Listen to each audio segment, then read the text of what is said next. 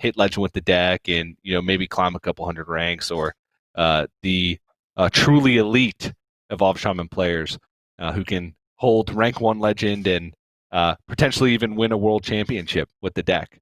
So that's kind of the ones that interest me. I hope we get some of those because Lightning Bloom, Box by Knuckles, double Dread Corsair, and then the free hero power from the tour guide you played on one. Those games aren't as fun to watch. Well, we shall see as we are ready to go. Just a little bit slightly delayed there, but we are in game number 1 here for bloodyface versus XiaoT, and it looks like bloodyface is on the play with a full mulligan. Definitely wants that 1-drop, as you were talking about with Shaman, but also finding a way to partition the resources is going to be important. The bigger question is, how does XiaoT view this kind of early game hand? Yes, it is low curve, but is it high impact enough for XiaoT to justify holding on to these tools? Zephyrus, a great anti-aggro tool, just a great card for almost any situation. Tenwu can give Zephyrus that flexibility, but is it just a little bit too slow? Or XiaoT ends up only keeping the Zephyrus in the Dragon Horde? TJ, what do you think about this? So I do think that the Tenwu is a little bit too hopeful, right? I know Zephyrus is a keep because you can't fall too far behind on tempo against Evolved Shaman.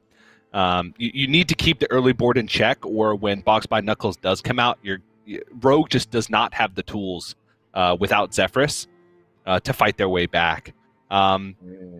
I probably would have kept Tenwu because I think that the Zephyrus Tenwu combo is one of the most powerful combos in the game. But if you actually think about what you're going to be doing with your mana in the early game, usually Zephyrus is not really going to make an appearance until you do start to get those Evolve boards come out, in which case Tenwu's not really going to make an appearance until you've played the Zephyrus once the Evolve board comes out. And so I think he was just looking for early game stuff, early game answers to deal with it instead of trying to go for this all-in combo almost. Yeah. Well, that's totally fair, and has enough to hold off the aggression. Right now, bloodyface is not off to an aggressive start quite yet. Does not have the cage match custodian, but that's okay because she already has the Bog Spine Knuckles. This is where cards like Lightning Bloom really shine if you're able to get it out early onto your opponents, to pressure your opponent, even to get that on your side. But now XiaoT, the gamble has paid off with playing that early Shadow Jewel Hanar. But the thing is, it wasn't even really that big of a risk because most of the time, Shaman can't really deal with it this fast early on. I think he has the Vendetta. He will be able to activate the mana discount and now be able to fight back for even.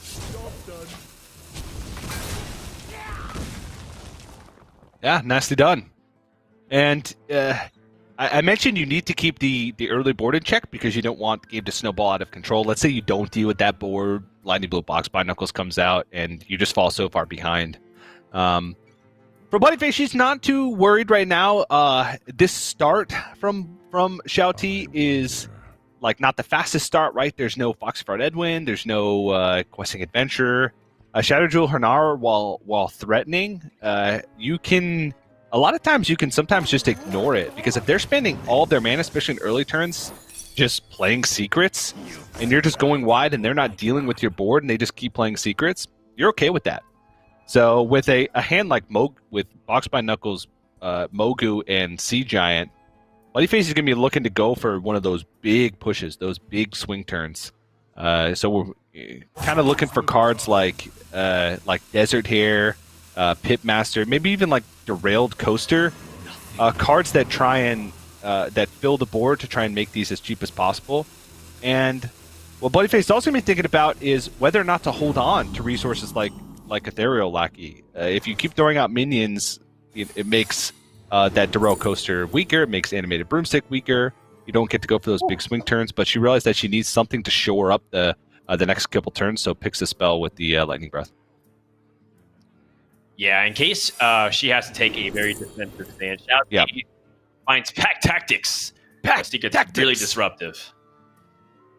very disruptive for bloodyface, who wants to trade primarily. So the one big difference that is very distinct is a lack of spells in bloodyface's list, where other shamans tend to include a little bit more of it, whether they have things like Serpent Shrine Portal, for example, just for removal. So that's why having that extra removal piece that bloodyface just picked up the previous turn could be important. XiaoT going with the double secret again. But at the same time, secrets like pack tactics will be able to give you enough tempo to fight back against bloodyface. And this is kind of what we talked about, right? The Highlander Rogue, we all know what it can do in the late game. It's got some really crazy powerful combos. It's about surviving that early game. And XiaoT has navigated it extremely well. Bloodyface looks like she's in trouble right now. Yeah, this is not looking good at the moment. But I feel like this could turn very quickly in the next coming turns. It all depends on whether or not bloodyface can pick up one of those key go wide minions. And because even though XiaoT's building up this value, he's not putting on this pressure, right? XiaoT is just kind of playing secrets and disrupting these turns, but bloodyface doesn't even have anything to disrupt, right? Like, she's made the most powerful play that she could have pretty much every turn, and it wasn't that powerful. So if it keeps going at this pace, I feel like eventually, unless XiaoT picks up like a big definitive threat, then bloodyface should be able to pull ahead. Very much so. Bloodyface finds Alakir the Windlord, Murzon the Infinite, a new legendary card, Ringmaster, Watley, Battlecry, draw Mech, Dragon, and Pirate. Not really a bad card at all to just pick up. Was missing a 5-mana play on 5. And, there's a couple of things that might be useful. Just even picking up the Dragon Queen Alexstrasza might be enough to just give him that guaranteed turn 9 play if he's able to get enough hit to him on the side. And for now, this has got to be a scary place if you're playing. You don't have the ability, you even have the board at the moment. And it feels like a situation where the shaman has to hope that the evolves are so impactful that XiaoT doesn't have the time to get the resources out of his hand.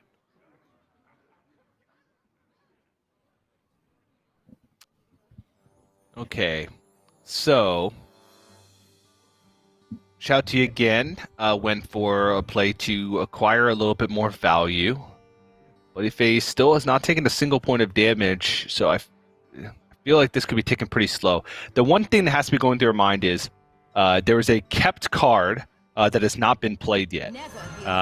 When that happens, especially in Highlander Rogue, a kept card that's not played that early on into the game, it's probably Zephyrus, right?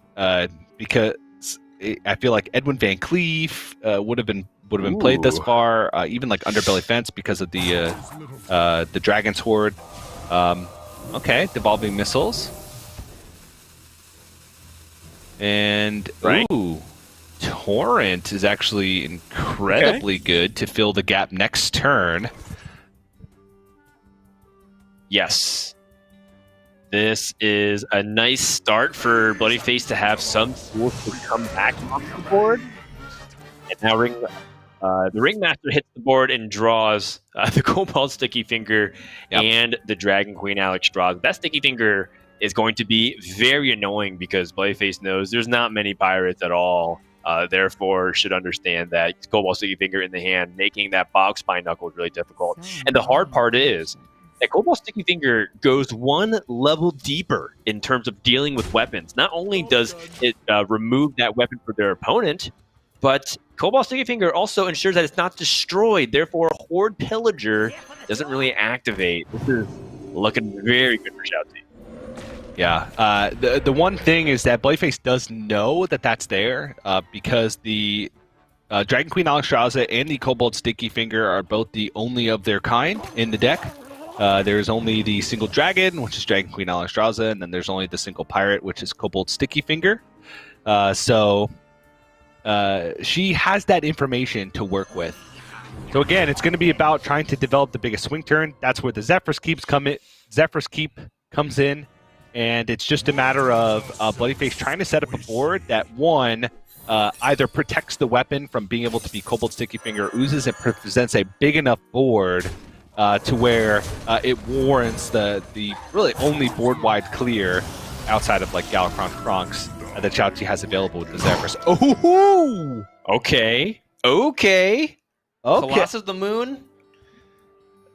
Pretty hard to deal with from the rogue's perspective. Even using Flick on it wouldn't exactly deal with the entire threat in itself. And so XiaoT, the only way you can remove it is to use some kind of transform or a sap effect. Oh, he has a Blackjack Center tucked deep away. It was a little bit hard to pick out from there, but looks like XiaoT is totally fine. And now that actually makes it really difficult for bloodyface to be able to generate more threats, because that Colossus of the Moon is unplayable, TJ, unless there's some kind of wacky discount that allows it to be able to play from hand. Yeah, it would have to be a totem getting evolved into a pint-sized summoner and then sticking for a turn, and bloodyface playing Colossus of the Moon. So many options. Boom. Still Boom. Playable, just not likely. Yeah. And there's the 10 with the red smoke. I imagine that XiaoT is going to just... Oh, no, he's going to go full tempo here. Doesn't want to give the card draw over with Blood Mage Thalnos, and also limiting board space in case Sea Giant or second Mogu comes down. Even though that Colossus of the Moon looked pretty threatening. Oh! There's got... Only 6 mana. It's only 6 mana, not 7, because bloodyface could still get value off the first turn that she swings with it. But yeah, you know, like XiaoT also still doesn't know exactly what the spell was that the Inspector Fireheart was able to put in the hand. And so he also needs to respect Bloodlust and other ways for the Shaman to put Rogue in his position where Rogue might just die. Because Rogue doesn't do a great job of healing compared to some of the other classes that we'll be seeing this weekend. bloodyface wants to just get onto the board as best as she can. The second Mogu Flesh Shaper, you know, if she can stick it, will be a potentially strong candidate to slingshot her back into this game.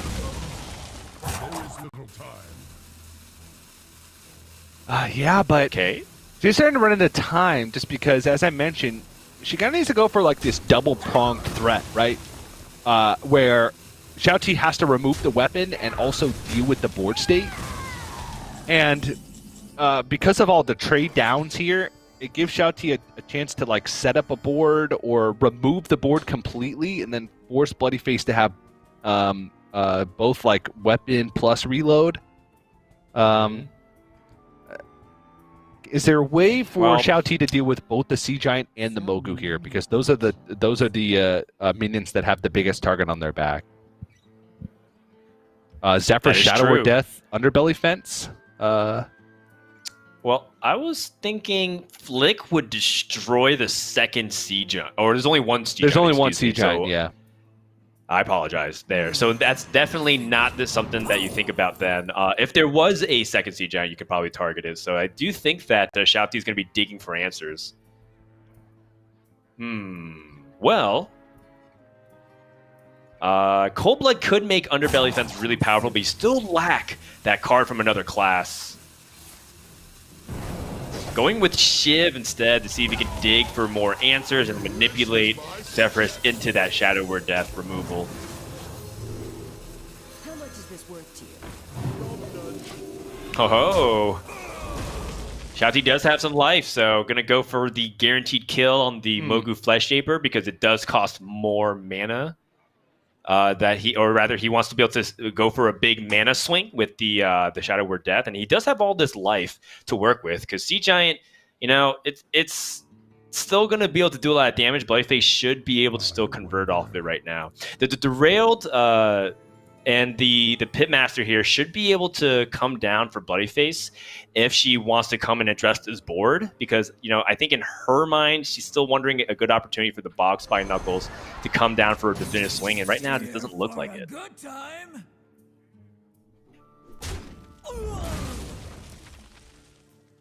I wonder if bloodyface is also thinking about potentially trying to have the board completely and play Bog Spy Knuckles and then re-equip immediately with the second Bog Spy Knuckles?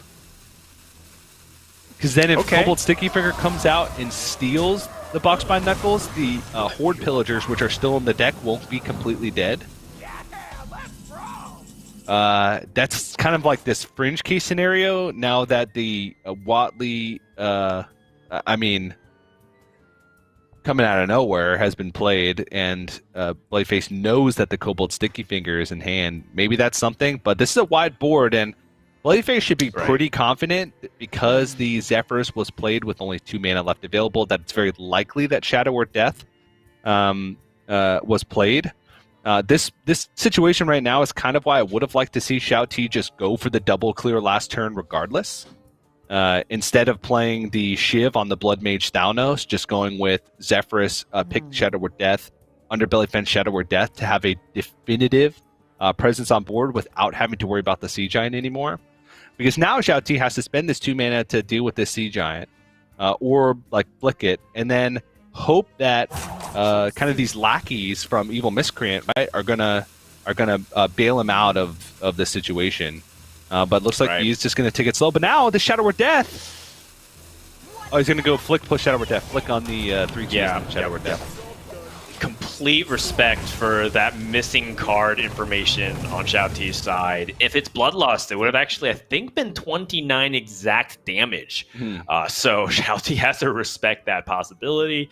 And, I think that's the mark of a player that really understands what kind of position that he's in. He feels so ahead in terms of resource count. He's got some of the most powerful cards or powerful answers to Bloodyface's plays that they just needs to not get careless and somehow lose simply because he was just a little bit too lenient on the board state with a bunch of 1/1s and 1/2s and 3/2s. Bloodyface picks up Lightning Bloom, a card that pretty much useless at this point. Now Bloodyface is going to go for the Box by Knuckles, understanding this is going to be stolen by the Kobold Sticky Finger, but otherwise Bloodyface just gives up the turn and tempo. Perhaps maybe there's even something that evolves that could be very useful this turn that can even put momentum back in her favor. Oh, okay. I mean, these are incredibly decent. And again, that what we mentioned earlier of if XiaoT wants to Kobold Sticky Finger this, then he's not doing anything else with this turn. He can play. He'll have mana for 1 lackey, right? And they're both spell lackeys, so there won't be any immediate impact on this board. He could Kobold Sticky Finger and then steal the weapon and attack into something. So maybe it's Betrayal. Betrayal does look good. It's a small form of area of effect. Not the best tool for Rogue. Also does kind of capitalize on the positioning that a lot of players do, because most people joke a lot of times. If you watch streamers or you watch the comments, sometimes people always joke, oh, you didn't play around Betrayal positioning. But, in this case, it actually does end up being relevant if Bloodyface ends up making something that conveniently can kill 2 other targets. So the steal comes down. XiaoT was already Bloodyface was already expecting that, and now XiaoT can go for the evolve. Finds a rusher. Finds Restless Mummy. Oh no! And a Hogger. Backbreaking. Oh geez, and a Hogger. You're right. This is going perfectly for XiaoT. Horde Pillager right after the weapon got stolen and not destroyed. Uh-oh. This is a big uh-oh. Yeah, and we're revealing our biases being from the Americas. Even though I did pick XiaoT as my Choose Your Champion for PAX because I also feel like he was destined for success. Little did I know that I was put in a situation where I have to choose, and I really don't want to. But at the same time, XiaoT looks like he is firmly in the driver's seat here for game number 1. Bloodyface has 0 good plays this turn. At best, can just mitigate. I guess still has a little bit of damage to the form of Torrent to push through. But without that weapon being destroyed, I mean, is Horde Pillager just played as a 4-mana 4/2 for tempo here? Probably, right? Because you have to rely on Cage Match Custodian or weapon off the top. So I think you Torrent the Hogger, trade over with Il'gynoth, That also pushes the 2 damage to face, and then just probably ship it. Ship it all to face and play Horde Pillager for tempo just to try and protect your minions. Yeah. Wow. Okay, so bloodyface wants to play for the long game, I guess. By not playing Horde Pillager, Yes. that means bloodyface is committed to either one, not playing this Horde Pillager at all until 2 swings of a box by Knuckles, which would have to be pretty much off the top, or thinking that she needs to hold on to Horde Pillager in case she draws the box by Knuckles off the top to go for a 5-drop. Because the Horde Pillager's a 4/2 is not going to do much, but the Horde Pillager as a 5-drop could be something. Yeah, that's right. Perhaps bloodyface is simply looking for direct damage. You could, go for chargers, right? Tundra Rhino being a 5 cost and evolving additional beasts with it. Finding just straight up ways to burn your opponent. I think at this stage, bloodyface is, bargaining for answers. Given that XiaoT is going to continue to dissect the board. A little bit annoying. Take just additional damage and be down to 8. Bloodyface still has a little bit of opportunity here. Oh yeah, I like the But play the clock dries. is ticking. Oh no! Second Horde Pillager is devastating. I think that's just going to be a little bit too much, unless bloodyface actually does not take game-ending damage here, and then finds a way to again do exactly what we're talking about, which is find a way to evolve a charger and get that direct damage in. It's just that the Instructor Fireheart's gone, so the ability to kind of sneak a lethal out of nowhere is pretty non-existent. Thinking about what could be the perfect draws, looking at the cards left in deck, there is it's the double cage match much, custodian, DJ. right? And the double novice Yeah. engineer. There has to be like this big definitive swing. There's also Faces Corruptor, but at this point, fighting for board really isn't a win condition anymore. It's face damage, right? It's getting boxed by Knuckles, evolving into charge damage. Like the winning play for bloodyface is to rip cage match custodian off the top, box by Knuckles, attack. It evolves into a Wolf Rider at the 3-drop from the cage match custodian. Backstab. But XiaoT has taunts, so yes. XiaoT has taunts. XiaoT has 6, 7, 8, 9, plus another 6, 15, plus 5, 20 damage on the board, it looks like. Going for the Wonders Wand, which discounts the next 3 draws. I mean, this is a world of endless potential here from the Wonders Wand of what can generate Edwin Van Cleef with a Shadow Step available. That is a huge minion that I don't think bloodyface can deal with. And by doing so, has actually opted out of a taunt opportunity here. I'm curious on this one. So there was no lethal outs at all. None of the cards in his deck. Lord Keeper, Polekill, Galakron, Seal Fate, Dirty Tricks, Wand Thief. Wand Thief, there was no lethal outs. There was a potential to like Wand Thief into Frostbolt, but now bloodyface does have an out to win. Cage Match Custodian, which draws the box by Knuckles and then evolves into Wolf Rider. Right.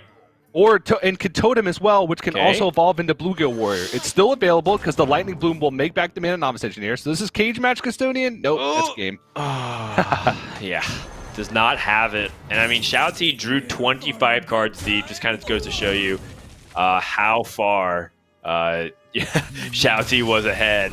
And bloodyface is tapping out. Game number 1 goes to XiaoT's Highlander Rogue, the big X factor in this series. How would this Rogue perform? The answer was that it starts off with a 1-0 lead against a rather aggressive deck that I think that people were potentially looking at to get a very quick win. But I feel like that's what the Shaman does. It either wins very powerfully with a bunch of momentum on its side through a bunch of tempo and evolving minions, and you can't really keep up, or tend to kind of struggle to maintain the board or even get back onto the board if you definitively clear it and get slightly ahead. And I think it's exacerbated by the fact that bloodyface's draws were just really not helping her in that spot. Yeah, I still, XiaoT got away with the win there, but that play at the end, I think you just play the Shield of Galakron, right? You're setting up lethal either way. It's you can just put a couple minions on the side. There's really not much way to come back from that point, from bloodyface's perspective. So, it gave bloodyface a potential out that probably could have afforded not to. But overall, and I guess, Dan, we can let the viewers in on a little secret here. We play tested all of these initial matches for the World Championship. This is exactly how our playtest match started, where it was Highlander Rogue versus Evolved Shaman, double DH ban, and the Highlander Rogue took game 1 against Evolved Shaman, and then we, Dan, as the superior region, reverse swept. Or not reverse swept, that's right. 3-0'd from that point on. So it was one of those things where TJ lost game number 1 to Sato, and TJ was piloting the Shaman, and Sato was the Highlander Rogue. And as per EU custom, they high rolled their Highlander decks, and then was able to crush us. It wasn't even close. It was like 1, 2, 3, 4, 5 perfect cards. And then I said, TJ, hey, let's just try for the next few games here. And he's like, all right. And then we 3-0'd them right after.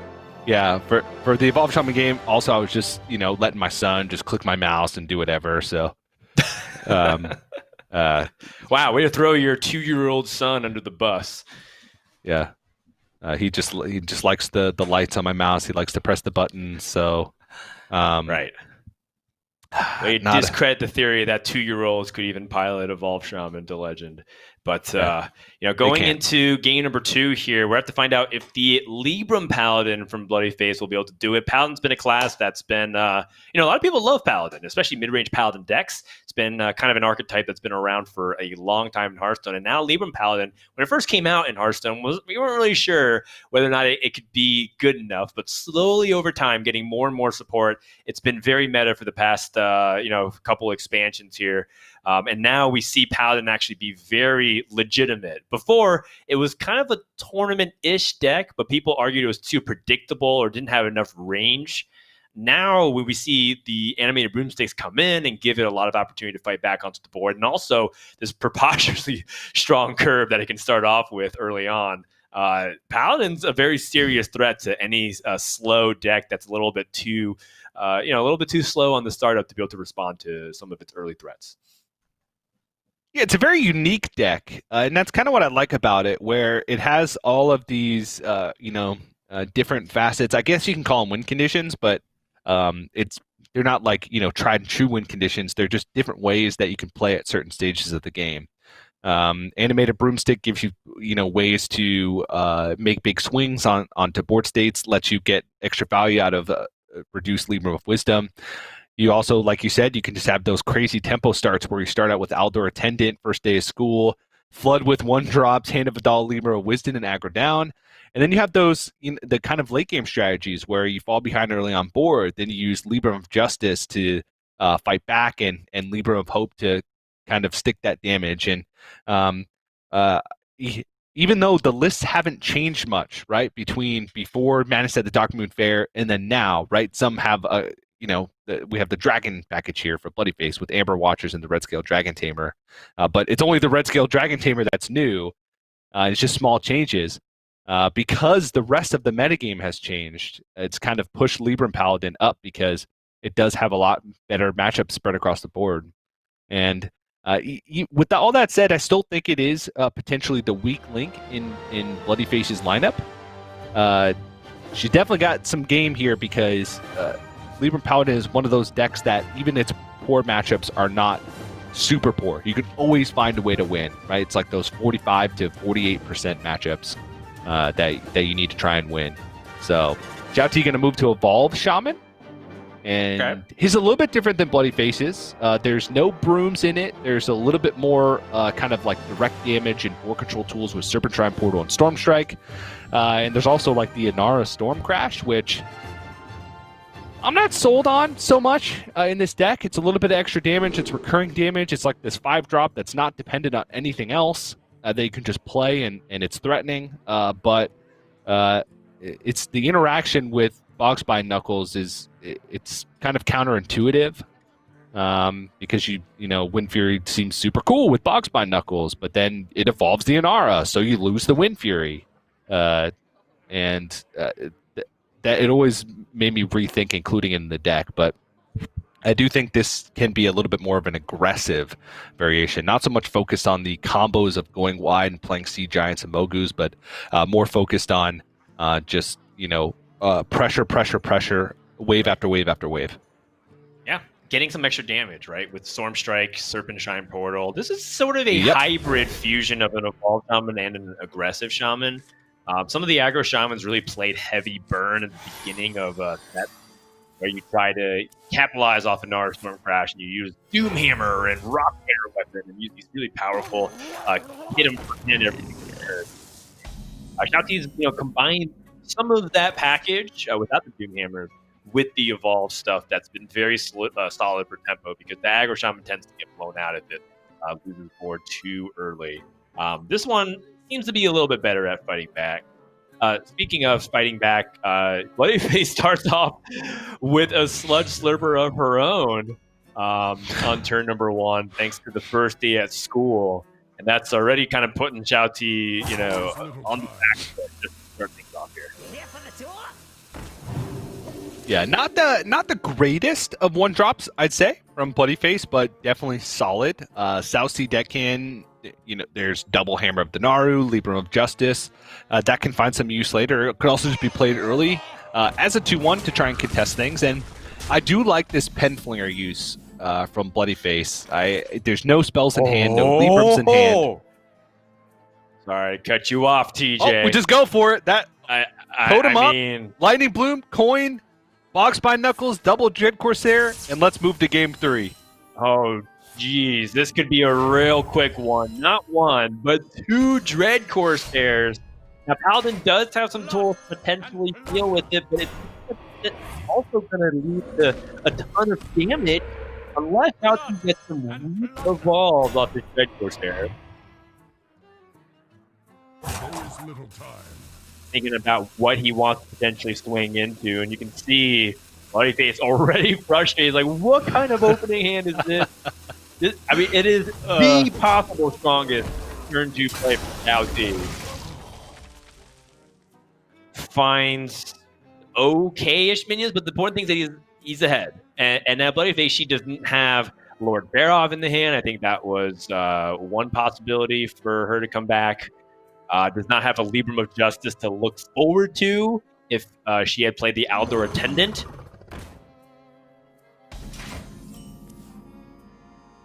XiaoT, the only thing that I think that you could potentially argue against, XiaoT had this really small possibility of summoning a Doomsayer or evolving into a Doomsayer off the 2-mana minion. That's such a low likelihood, and you want to really Paladin. So XiaoT very much doing well here in this early game. The 5-drops aren't as impactful as I thought they would be. You kind of expect them to be an average or about a 4 or 5 in that line. And so XiaoT definitely low rolls there. But second of all, not that great either. What? Wait, is this actually doable for bloodyface? Yeah, it's possible. It's going to take probably a Libram of Justice at some point here. But bloodyface has both animated broomsticks. Could go Solid's Pride animated broomstick, just trade over one of these 6-drops to limit. Because the Sludge Slurper was played, XiaoT would have to have exactly Lightning Bloom plus Boxbind Knuckles to like kind of re-go again. There's also like Lord Barov, which isn't out here, and because the Solid's Pride is going to be drawing Novice Engineer, second Penflinger. I think that's it. I think that's it. But the most important thing that you outline, which bloodyface needs to stop, this early game aggression coming from XiaoT. That does have more gas in the tank. We'll have access to 3 mana crystals, which is perfect for the Custodian and the Witchy Lackey to keep that evolve train going, just to consistently add more stats every turn. 9 this turn. Scale off. It's nasty Yeah. to deal with. It's not super good in this deck. It only generates on itself. It's meaty. It's hard to kill. Bloodyface does not find any way to deal with it right now. It's still the same amount of power from 6 to 7 on the XiaoT, so that's one thing. But again, there's no Librams for this Aldor Truthseeker. Even though banking the heal from Amber Watcher seems reasonable, Bloodyface probably has to just hope for like perfect cards off the top.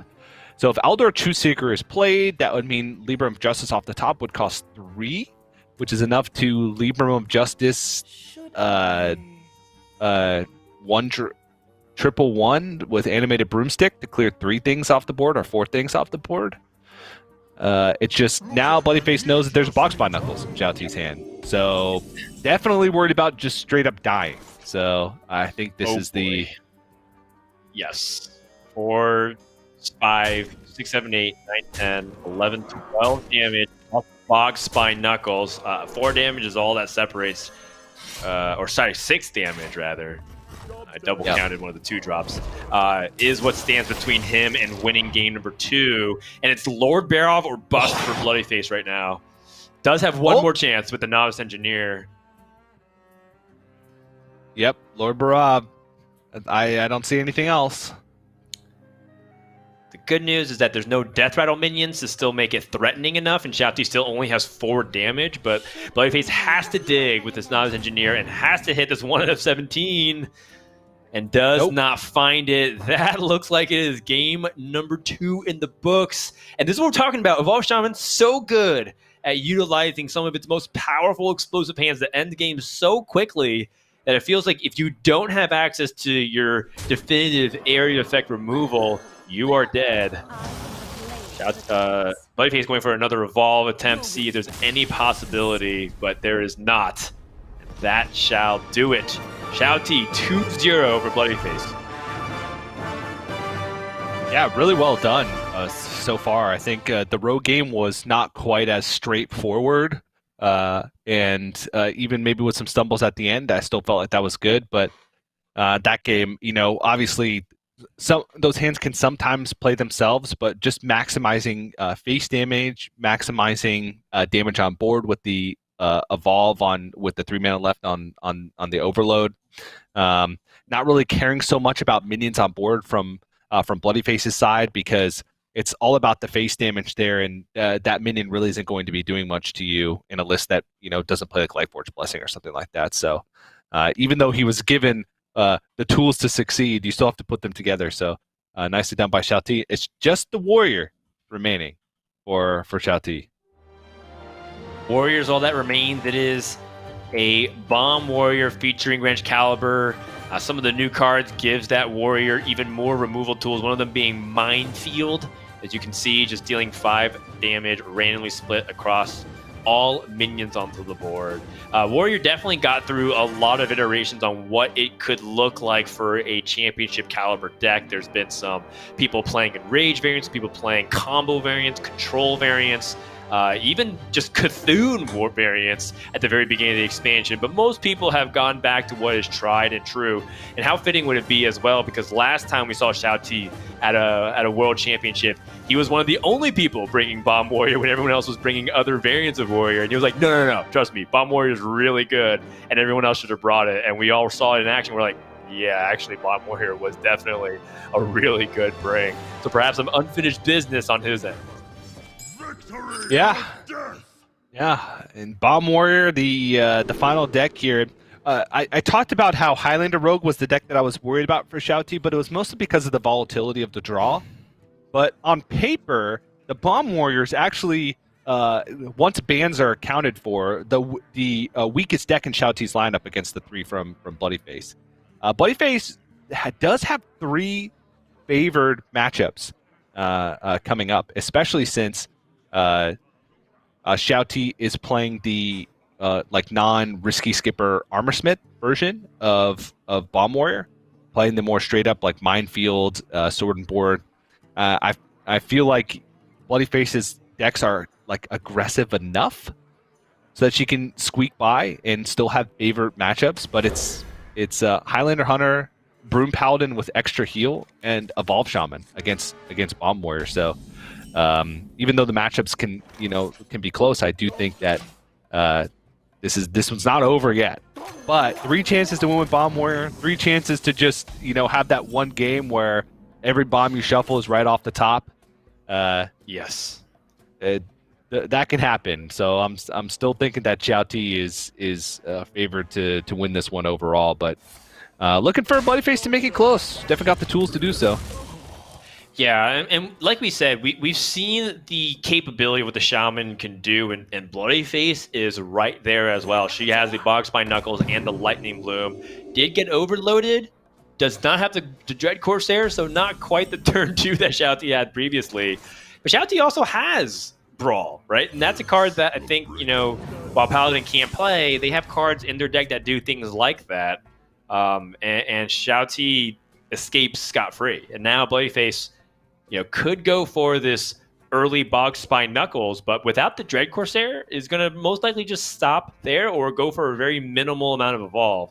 The one caveat to that of what I do enjoy about a Bog Spine Knuckles play is that bloodyface just picked up the Horde Pillager. So she has lots of charges of Evolve to get out. If she were to maximize it, it'd be 4 turns of evolving. So those 2 drops will eventually become very threatening over time. And I kind of just like getting up here because, as you mentioned, multiple charges, and also you do not want to allow the Bomb Warrior to just have their way because they have like these tools to remove. They can kind of curate the board how they want to for their removal. These are pretty good, especially the Pint-Sized Summoner. That's actually surprisingly threatening just because of the fact that bloodyface, even though she has the coin, she's going to the next turn with only 2 mana available. If you can like Desert Hair without having to use the coin, and use the coin for a more powerful play later on, that's actually a pretty big deal. So needs to be with in order to prevent that from happening. Looks like Firehearts to draw off the top. Yep.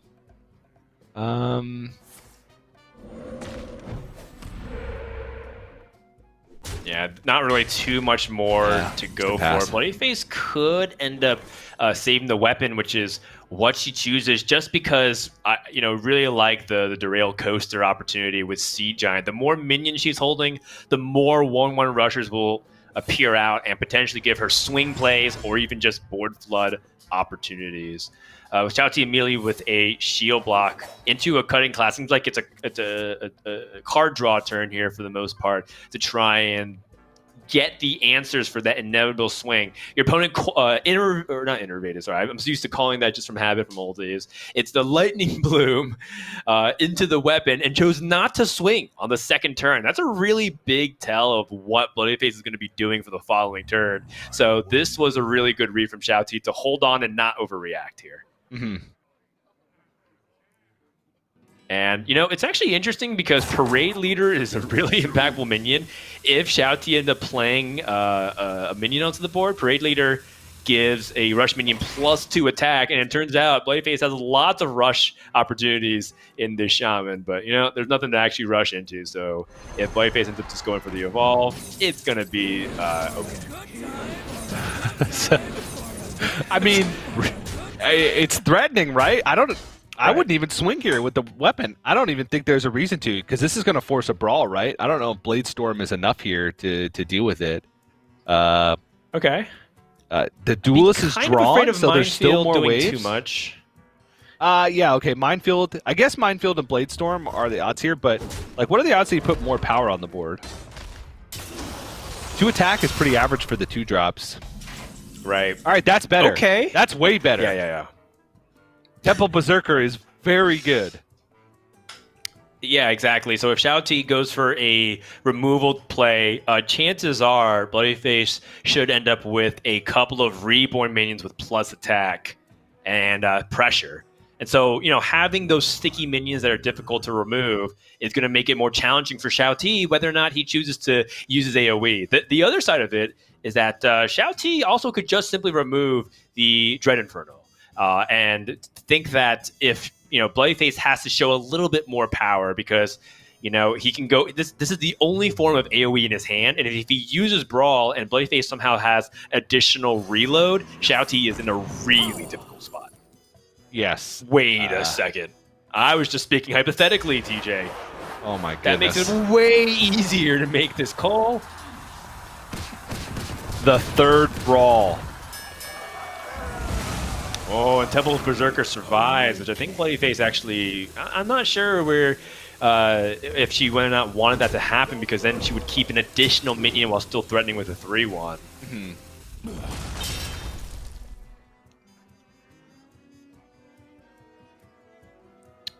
So, with Horde Pillager played, corrupts the Pitmaster. Corrupt, of course, a new mechanic from the Dark Moonfair expansion, where if you play a card that costs more than the corrupted card, you get the upgraded version of it. In this case, Pitmaster summons 2 duelists. Therefore, you get double the evolve. You can see how this is starting to become quite threatening. But that second brawl, rather the third brawl, as TJ had said, going to be problematic. Oh, wait. Bloodyface just evolved one of his 2-mana minions into Zixor. Okay. Which will shuffle Zixor Prime into the deck and give Bloodyface some late game claws and teeth. Yeah, and that's... excuse me. That is even more impactful just because of the fact that because Zixor creates a copy of itself, each of the Zixor copies is 8 costs. So when you're evolving a Zixor Prime, if you were to with a Boxbind Knuckles, you are evolving into 3 9-drops. Okay. So that could really be a late game push. All right, so running out of charges here, at least the ones that are in hand. There's still Cage Match Custodian, 1 natural Boxbind Knuckles, 1 Horde Pillager still left in the deck for Bloodyface. And I also, Instructor Fireheart can also sometimes be a decent reload because you can find like ways to draw or Soul of the Murloc or Vivid Spores. Okay. Which Soul of the Murloc. which means that you don't have to attack and still, force your opponent to remove. Like here, no point to attack, or not no point, but there is an excuse not to attack. I guess you could do it afterwards too, Soul of the Murloc. Right, you could do it afterwards. The Inspector Fireheart effect is on the spell, not the minion. So not to be confused with, say, as you were pointing out earlier, evolving minions that you can't use their effect, like Inar Storm Crash. Finds a Bloodlust, so that's like the card that, XiaoT was like playing around.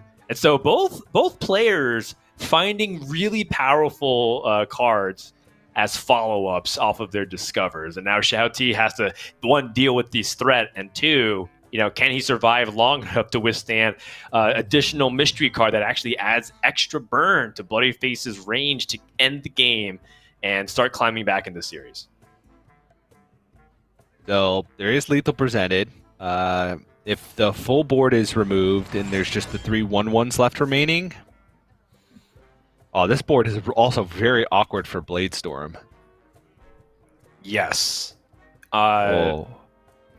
I mean, you can Shield Slam to help manipulate stuff and coerce. It feels like you got to use some of these resources here. But the mana distribution is what's weird too, as you were talking about. So, looks like XiaoT is going to float something here unless he equips the weapon. Okay. I wasn't really expecting this. Bloodlust is on his mind again. This is kind of crazy. Yeah. What? Prioritizing the 1/1 like that? Right. Instead of just removing like the biggest threat. Oh, the Custodian here to get that weapon and fetch it. Wait. You cash in the Bloodlust here, right? 5-mana deals 6 damage. I think the power of Bloodlust is that Bloodyface has additional damage after his board gets destroyed by AoE. But, it's an interesting question because is 6 damage what you feel like you need from this perspective to close out the game? Yeah, and don't know. also, are you going to get more than 6 damage in the future, especially if you're evolving your minions, right? Like, this board is very decently sized against Bladestorm. This one is Well, also decently sized against Bladestorm, but not as much Right. because of the swing onto the taunt minion. That one seems relatively easier to clear, and it's a waste of the soul of the Murlocs too, right? But I guess the Lackey Yes. protects it and the taunts protect it. So this we're talking about the third brawl. Yeah, the third brawl. And that's a guaranteed clear with Bladestorm. So you could brawl in Bladestorm, whatever comes out. Let's say the Outer True Seeker survives, the big 4/6 taunt. Then XiaoT still could have a definitive removal for it. But the question is there a better play, right? Like, XiaoT immediately spots that. He knows that that's a play. You know, what happens if the middle of the road goes down? Like, let's say the Dread Corsair survives, a 3/3. Does XiaoT swing at it and just hope that there's no extra damage from Bloodyface's hand? Now he starts to think about cards like Lightning Bolt and other direct damage spells that are in the Shaman arsenal.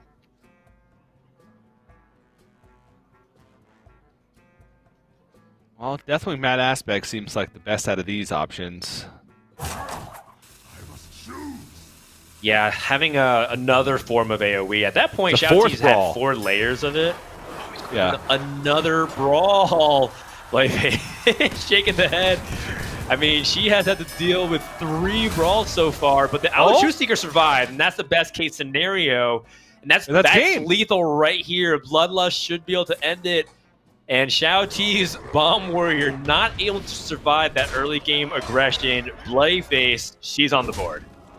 Yeah, so I honestly liked the play that you mentioned, right? Of going for the brawl and then Bladestorm if a minion's too big for you to handle after that. Because let's say you don't get to armor up with that play, right? So XiaoT would have been at 7 health at the end of that turn.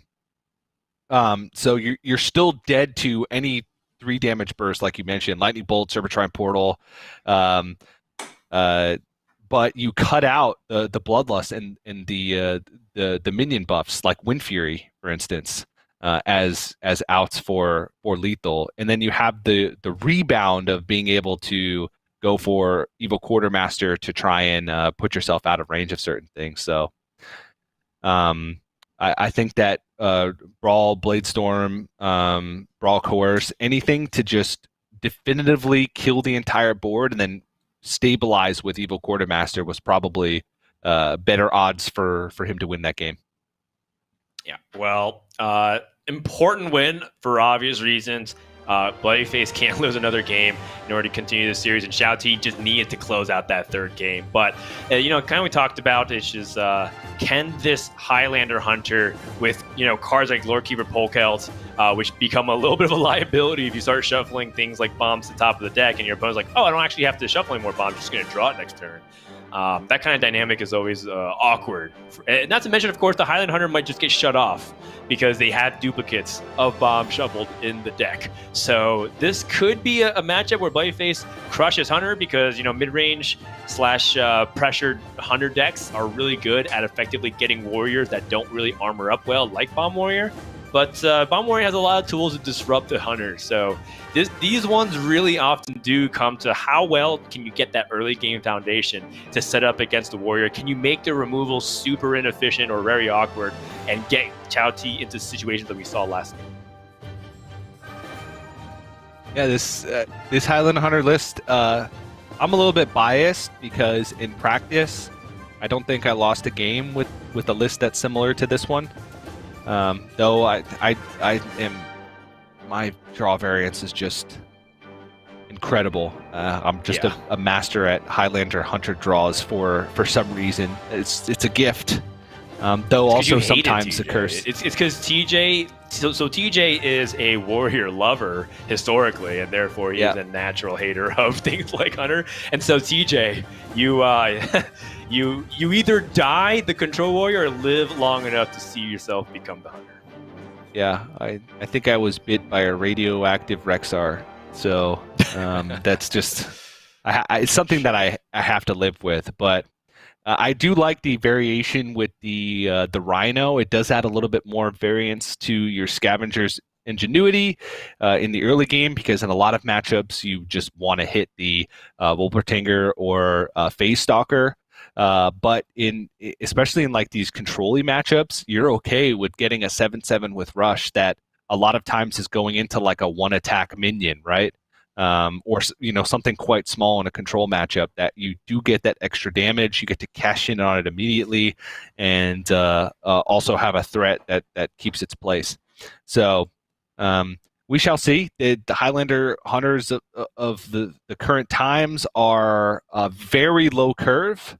We were making a joke the other day about how in like the deck list graphics that we show, Zephyrus used to be like halfway down the first page in Highlander Hunter. Now it's halfway down the second page, which means it's one of the most expensive cards in the deck, and it costs 2 and starts with Z, and we go in alphabetical order. Just a kind of an interesting evolution of the deck in order for it to keep up with the metagame. But let's get into it. XiaoT, again, last deck remaining is that Bomb Warrior. This time going up against, in my opinion, even tougher matchup in Highlander Hunter from bloodyface that can definitely pile on the aggression early. And Lorekeeper Polkelt is on the play. Is always a debate, but again, low curve Highlander Hunter, I just try and go for the on curve plays. Yep, very much so. So looking okay so far for bloodyface with a quick mulligan. XiaoT, thinking about some of these other awkward combinations with Minefield. They don't really look great at all. Pitching everything. See if you can find something better. Find something way better. Finds 2 early removal tools in the form of Sword and Board and Minefield. Has a couple of early game minions. Finds Corsair Cash to make sure that he has weapons in case Hunter draws absolutely awfully and he can even get ahead. That is a hand. Whew. He's got the draw for the weapon. He's got early removal to not fall behind on tempo. Mm-hmm. This is good. This is I think this is a good start from XiaoT. Obviously, though, this is a competitive environment. Both players know the exact 30 for 30 card deck list from their opponents. Deck trackers are permitted. So they both know what cards they need to look out for, what cards they need to play around. So I imagine bloodyface here is just going to go for an Imprisoned Felmall so you can play around the possibility of Minefield. It's also just the best on curve play usually. In Highlander Hunter, it's going to make things a little bit awkward for XiaoT because the Minefield now, if bloodyface were to play on curve, which she still has one kept card in hand with the Inconspicuous Rider, then Minefield's going to start to lose value as this board continues to kind of grow in health once this Imprisoned Felmall emerges. Yes, very much so. So while, these Wolpentingers, they're kind of annoying, small little demon rabbits just kind of gnawing away at you. You got to show a little bit of restraint here. Or you can just simply try to be mana efficient. But either way, the real big fish to fry comes a lot later here for XiaoT. So I don't really anticipate him to go too wild in terms of his response. Corsair Cash, a little bit greedy, which I like. I don't think that 2 extra armor is going to make that big difference maker, but perhaps having that extra weapon for removal can be. So one thing, before we discuss bloodyface's turn, one thing that you do have to be wary of when playing against this version of Highlander Hunter is not to fall behind on like tempo/health gain, because that chip damage is going to mean a lot. Because you don't have the big burst of armor in this Bomb Warrior deck that you would in a Risky Skipper version. You do have shield blocks, you do have Sword and Board, but you don't have the possibility of Risky Skipper, Armor Smith, something to kind of swing the board and buy you back health. You have to be honest with your mana and honest with your life total and realize that you're going to die pretty quickly if you don't deal with boards fast enough. I still do like the little bit of greed there by going for the Corsair Cash from Caliber, just because it accomplishes a lot. Can activate Cutting Class if he draws that.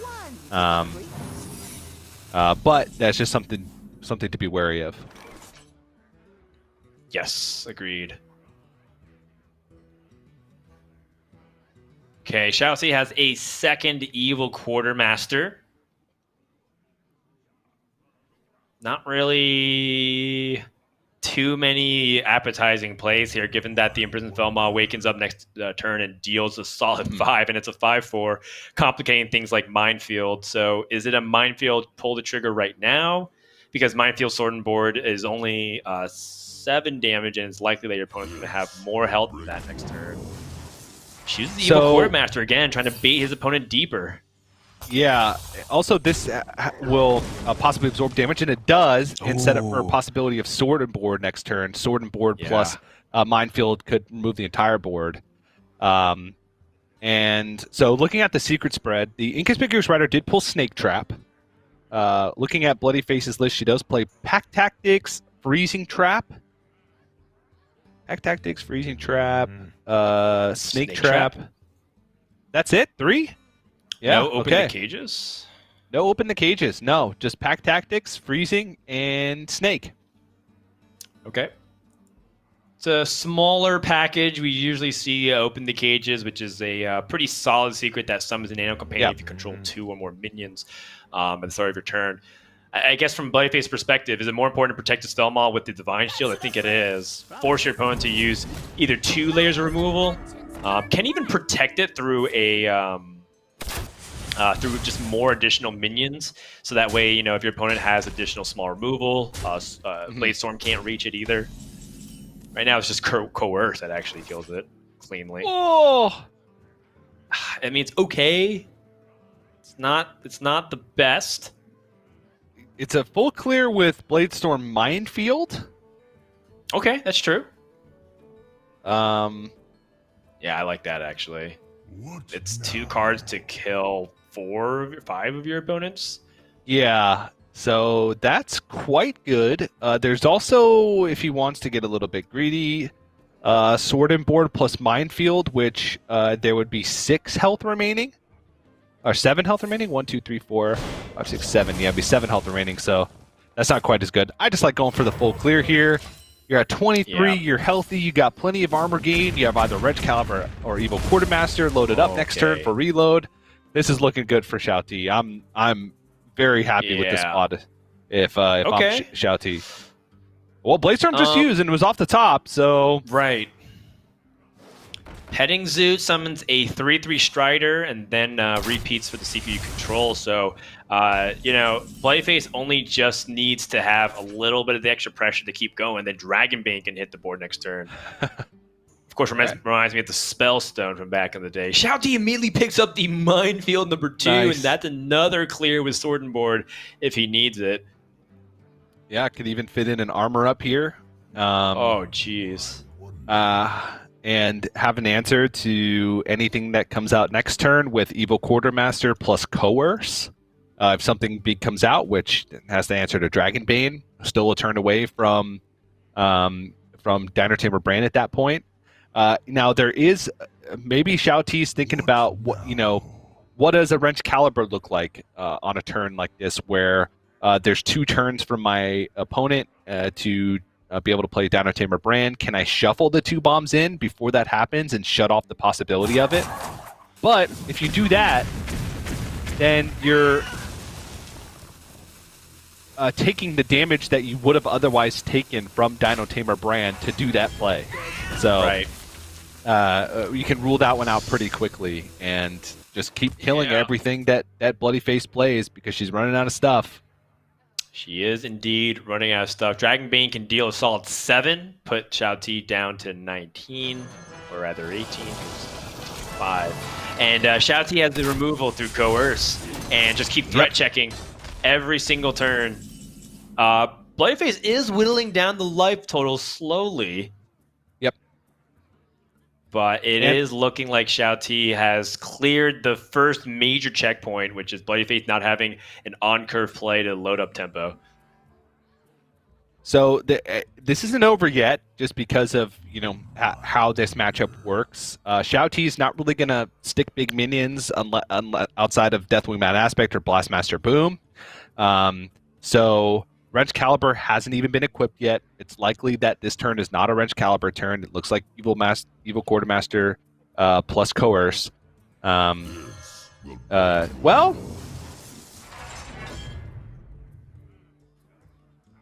if Dino Tamer brand comes out exactly on 7, there's no answer from XiaoT. So maybe it's not coerced because of that. Not only that, I believe bloodyface has been holding this Dwarven Sharpshooter since the very beginning of the game. And when Highlander Hunter holds cards for this long, because it's a low curve Highlander deck, it tends to be something really powerful like the Dino Tamer brand. But you can see bloodyface has nothing left, and she shakes her head, recognizing that this is a bad situation. Very bad. So, XiaoT still does not know what the secret is because they're all minion attack secrets. It's all freezing trap, snake trap, pack tactics. So I think XiaoT there is worried about what does it look like if you just like play Owl on to save coerce, and you play Owl and then you have to attack into Dragonbane and unsilence it because you're pack tacticsing it. Pack tactics. Pack tactics.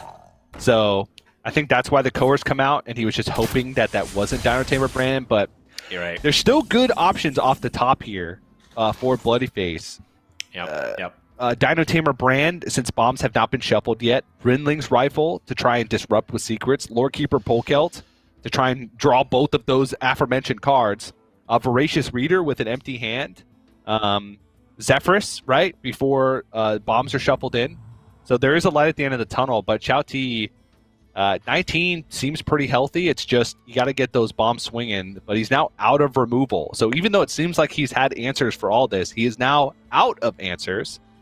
And looks like he will have to acknowledge the secret at some point. And it is Snake, and there's no board-wide removal now, so... Yeah. Chooses to not attack.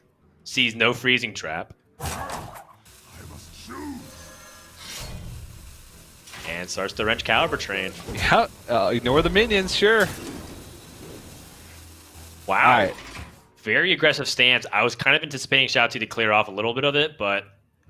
Oh, no. Not looking good as a pickup Intrepid Initiate. Definitely one of the weakest cards that she could pick up. I mean, that's kind of the risk that you incur, though, with the Hunter in this kind of stage of the game. You have 1, 2, 3, 4, 5, 6, 7, 8, 9, 10 1-drops in this deck, or 10 one-mana cards. It's just very likely that you end up drawing them as the course of the game. It's just that the fact that bloodyface that she picked up so many of them consecutively, it just really stings. And I think that she recognized that there was like an opportunity, right? Had she picked up, Voracious Reader or at the Dino Tamer brand, now is the time. Because another issue is that with the bombs being shuffled in, XiaoT is disabling next turn the Highlander cards unless bloodyface was able to pick it up that very next draw. Or draws the bomb immediately on the following turns. Let me work my magic.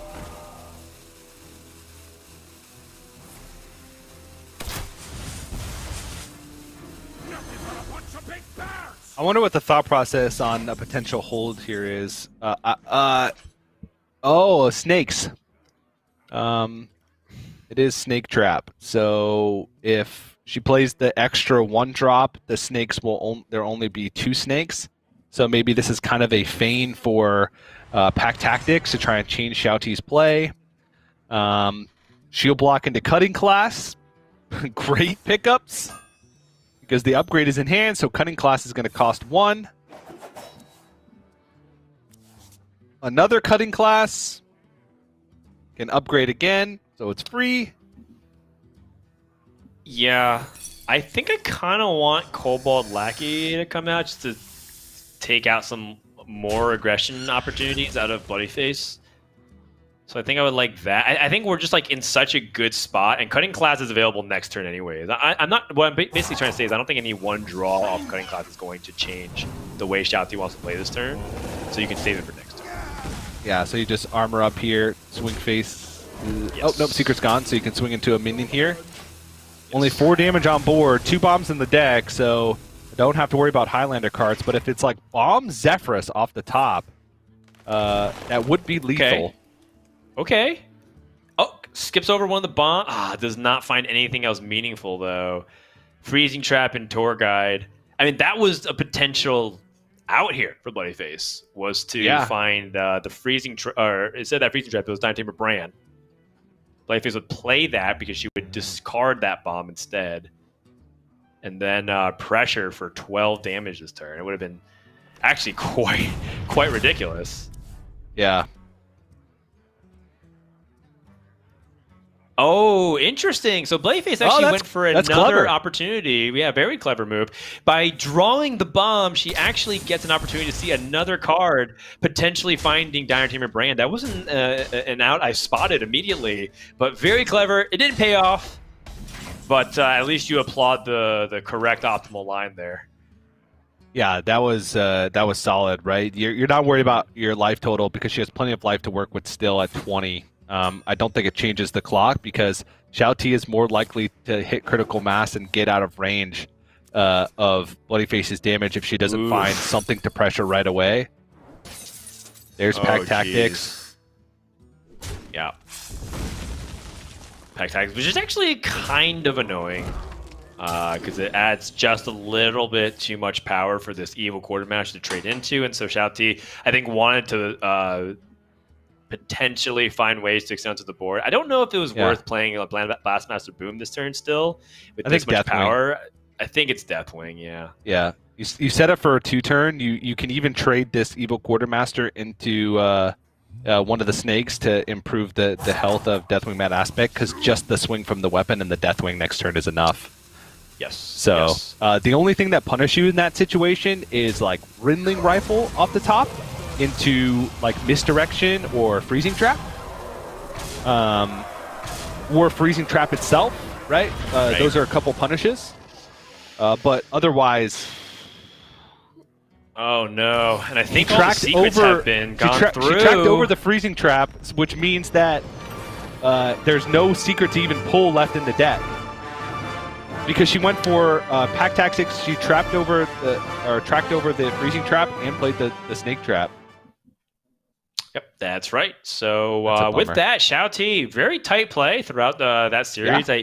I couldn't really spot anything that I strongly disagree with at all. I think that he took some things that you can maybe debate, increase his percentages by 1 or 2%. I guess the only thing was the taunt for that game number 1 dynamic, but overall really solid from XiaoT, which we kind of come to expect. He's been touted as one of the best technical players from China and consequently one of the best technical players in the world.